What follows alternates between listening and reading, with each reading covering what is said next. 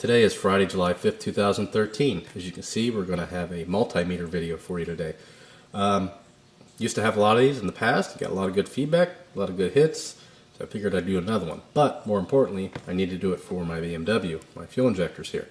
As far as the cafe, I don't know if I'll make any videos this evening. I was hoping to, but I've got to do some painting in the house, and I got to get this BMW up and going just so I can say it's done. So again, multimeter video, we're going to be testing the injectors. Now, I already know these are all good, but I just want to show you how to test them as far as the resistance on them with using a meter, checking the ohms on them. I've already cleaned these. I had a clogged one. You can look on YouTube. There are plenty of videos on cleaning the injectors on there, and I've already done it, so I should be good to go. But just wanted to make this quick video to show you how to actually test the resistance. So the first thing you want to do is you got your meter. You want to make sure you have it set up on ohms. Now this one is more of an auto kind of meter, so whatever setting I've got, you know, it's going to do everything. It's kind of automatic. We've got it set up on ohms here. See the little thing? It looks like a little set of speakers almost. So that's that. Yours may have an actual just that reading, but you see right here, this particular dial gives you, continuity, ohms, all that stuff. As far as the reading on these, a lot of them are going to be different. So if you post questions of what is my, what should my injectors be, I have no idea. You're gonna have to do a little bit of research and find out. You can probably search Google and find out what you should be at. Most of these style here, these Bosch or what have you, are about the same. So all mine I've already tested, but I'm just going to show you how to test these real quick, just one of them.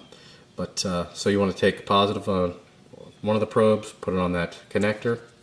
Again, the connector, I don't know if I showed you that, right there. It's the electrical connector.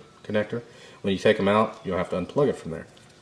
So one side on the positive, hopefully we don't drop it like we just did.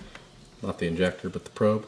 So just stick one in there on the positive and the other one on the negative, and you'll get your reading. See it in the background there. This one's at 16.1. That's where it's settled at. Get this a little closer. It's kind of difficult holding this injector up and putting the probes in and all that at the same time.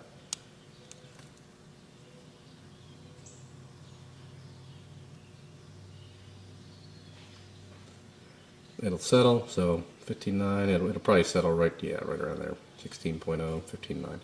See right there, I'm just touching each terminal.